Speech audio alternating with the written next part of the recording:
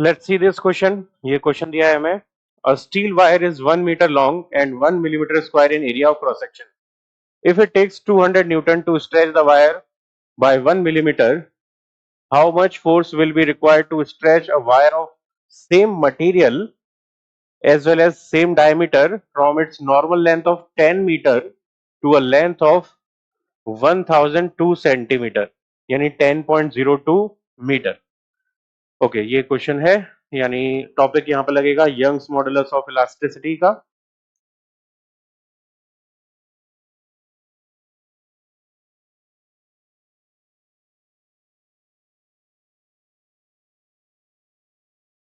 और फॉर्मूला भी हमें यंग्स मॉडुलस ऑफ इलास्टिसिटी का लगाना है।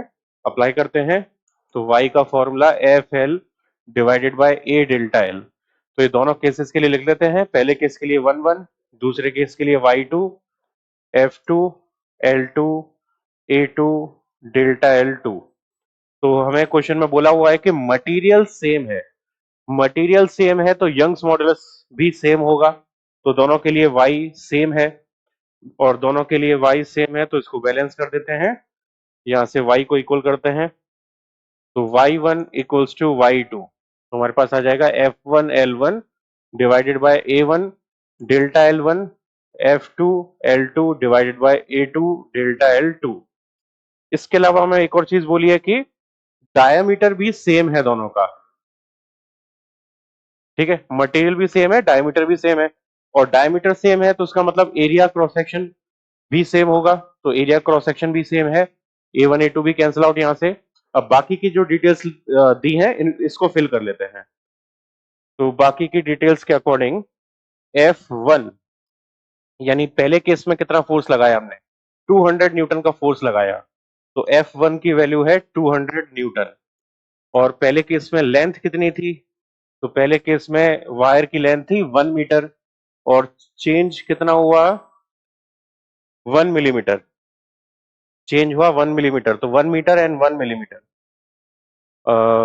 1 मीटर एंड 1 मिलीमीटर यानी 10⁻³ मीटर इक्वल्स टू। दूसरे केस का फोर्स हमें निकालना है। लेंथ हमें दी है 10 मीटर।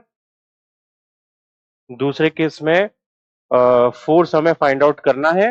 लेंथ दी है 10 मीटर और फाइनल लेंथ हो गई 1002 यानी 10.02 metre.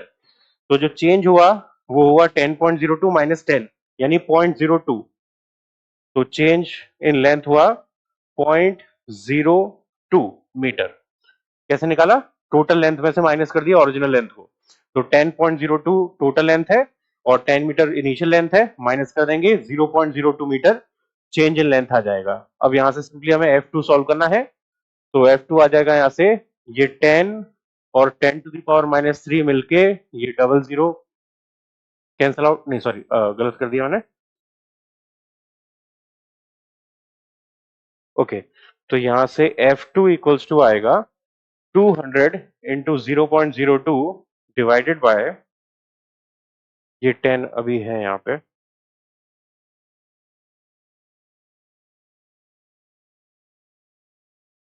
Okay, F2 200 into 0.02 divided by 10⁻³ into 10।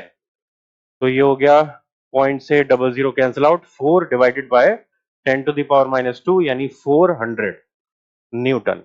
तो इतना फोर्स हमें सेकंड केस में लगाना पड़ेगा, 400 न्यूटन, यानी सी ऑप्शन यहाँ पे करेक्ट आएगा।